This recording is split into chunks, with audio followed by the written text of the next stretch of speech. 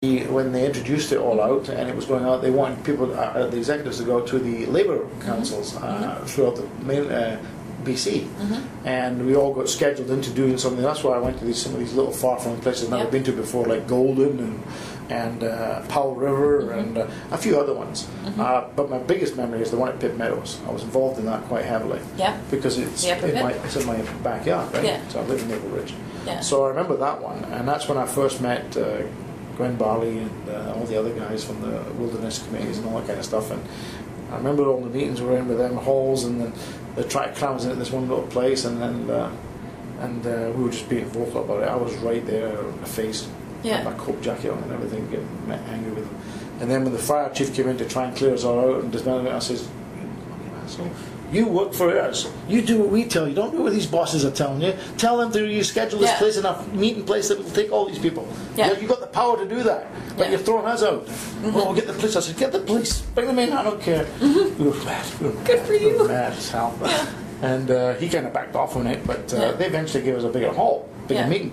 And they moved it to the school, and that got packed out as well. The gymnasium was packed up. People standing outside in the streets. So it was great. That was a great feeling to be involved publicly like that. When I went to Golden and all that was kind of interesting as well. That was an interesting trip. I found the place in Golden to go and do this presentation, and there's all these youngsters in there. I'm thinking, oh shit. And I think the only other guy that was close to my age was Greg MacDonald, who was the MLA at the time, and somebody else who were giving presentations. So we gave our presentations about what it was all about, and we talked about what was happening in their area, because right in Golden is the same ideas, when they do the thing.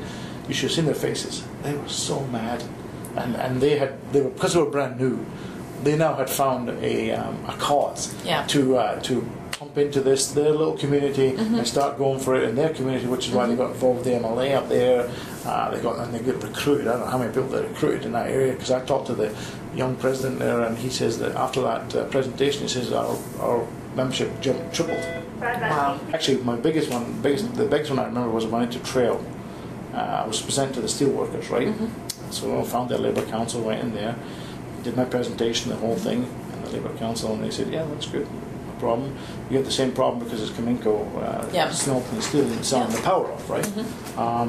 But what was strange about it was that this is the bit that really twisted it, was the steelworkers president came to me and says, "What are you doing tomorrow?" I says, "Well," I said, "I got an afternoon flight out and fly. Come and see us in the morning. We want to talk to you." I said, "Fair enough." So in the morning I go down to Trail into the steel office, and he calls me into the room, and he brings all the executive in, the VPs and all that. He says, "We'd like to get involved in this, and we'd like to help." And I said, "What do you mean you want to help?" He said, "Well, we want to do something here in Trail that ties in with your campaign for Take Back the Power. I know it's not quite the same," he says, "but we do have a problem over here with Cominco who are stopped smelting, and they are now selling their power off and blah blah blah." So it struck something in us, he says. I says, "Well," he said, what have you got planned for this project?" And I said, "Well, we've got this big thing happening in Vancouver where we've got musicians coming in, and we've got a free night concert. It's going to be a free concert. It's going to be a what do they call it? An open house in the daytime where we have all the stalls and everything's set up, and people come and get educated on what it is and find out what all the information. We're going to have a big concert in the evening." He says, "Oh yeah." I says, "Yeah, we're going to have." He says, "Well, who's going to be at the concert?" I says, "Well," I said, Jim Burns is going to be there." "Jim Burns?" I said, "Yeah, we've got him booked, and we've got a couple. Can we do something with Jim Burns up here?" And I said, "I don't know. I'll get in touch with Laurie, Laurie Stanley, and see what we can do." Well, he said, "That'd be great." So as it was, Laurie got in touch with Jim Burns and said, "Would you do something up in Trail?" And he said, "Absolutely, absolutely." So we told the steelworkers this. And they went absolutely crazy on it. We got this big hall, and they built the bleachers, they built a green room, and they did everything for Jim Byrne coming. Now, Jim Byrne wasn't coming with his group. It was Jim Byrne and his lead guitar guy. That was it, the two of them. I got to tell you, it was the greatest concert I've seen in my life.